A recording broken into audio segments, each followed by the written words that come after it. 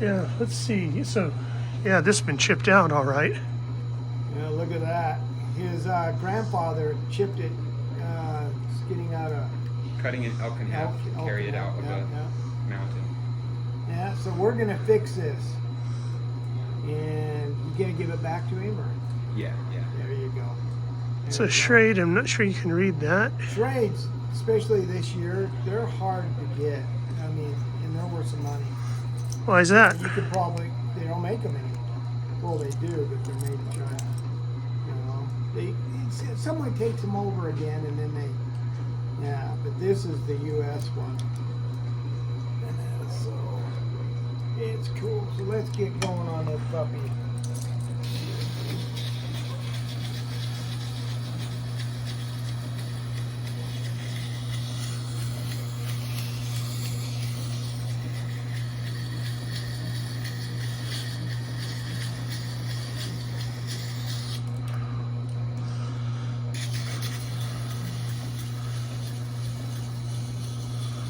John, do you need all your concentration, or can I talk to you while you're doing that? Yeah.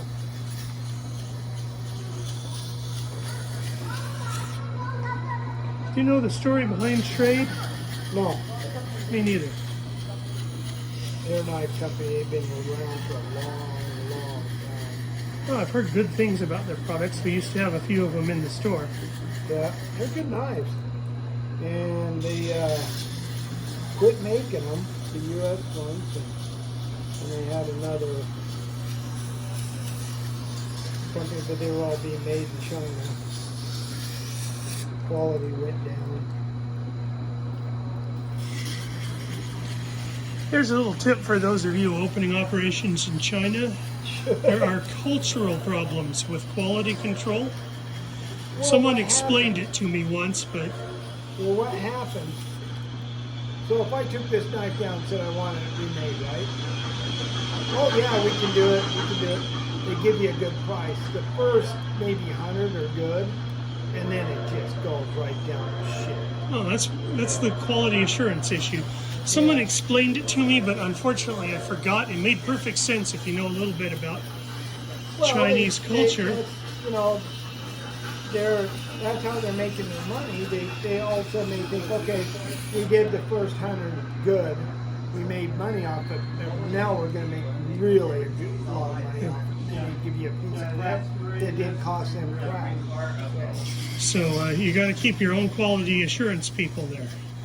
Yeah, there's a friend of mine that he goes back and forth into China, and I've gotten taken by those guys before. I sent $300 to have a blade done, and never seen them. I had a friend who made a lot of money bringing in those copies of the Ithaca shotgun. Okay, yeah.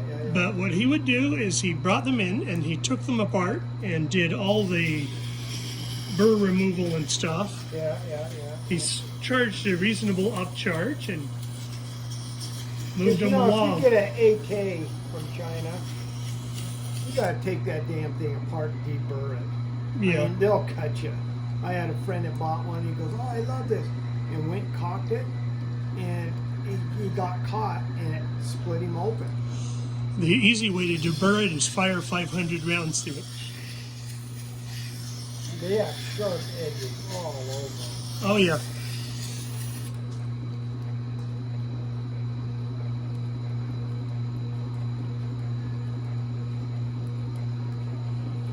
But you can get some stuff done in China off just a drawing like you wouldn't believe. Yeah. When I was in design school, Well, I was dealing with there's a guy that was at the SHOT Show, and I got to be friends with him. And him and his uncles. yeah, I see that for a minute. Yeah. Just to show the folks the intermediate stage. Look at how well that is cleaned up. Had 4 machine shops. Uh-huh. They were the top ones. And you usually go to one or the other. And, but yeah, he was explaining things to me. When I was in gunsmithing school, we had a copy of the 1887 Yeah. built in China come in. Yeah. And the student, big beefy model of the Marine type, Yeah. you know, should have been on a recruiting poster, was with the best taps, choke taps this is, in the school working on the barrel. And one of the instructors said of it, that steel is way stronger than it needs to be. Really? They can do some quality stuff in China, but you've got to watch the quality control. Yeah, there's all sorts of stuff there. And China, God, some of the knives that they put out are really good. In fact, I got one I'm getting that I'm going to redo. Do it up Johnny Fitson style. You'll be seeing it pretty soon. It's really cool. And John has the same ones here. And it's not the same one, but this one's China, but it's out of D2. It's really nice. I can't believe the price I got it for. But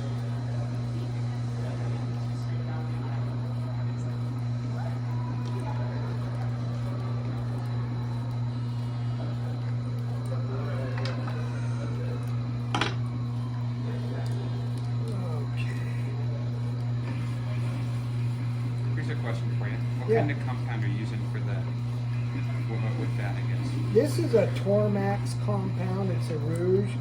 It doesn't even really say what it's in the rouge. But it's just a polishing. You would use it for like rings and Right. different stuff. And then this a leather wheel. Okay. This is ones I do. I bring this Tormax to shops and gun shows. But I usually work off of a belt grinder and different stuff. I used to have some really huge stones that I used to do the knives on. It's just stuff I'm looking into getting so I can do some nice sharpening and polishing and buffing at home with all my growing collection of knives.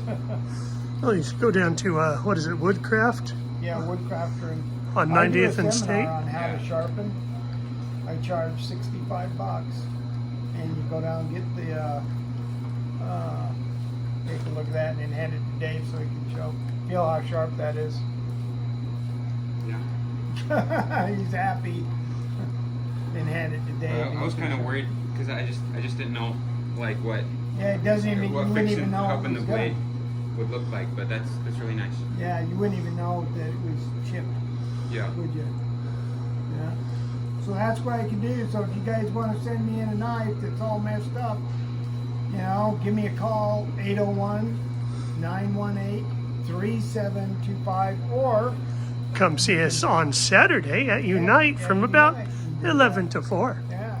Okay, guys, keep your edges sharp, your powder dry. Another satisfied customer.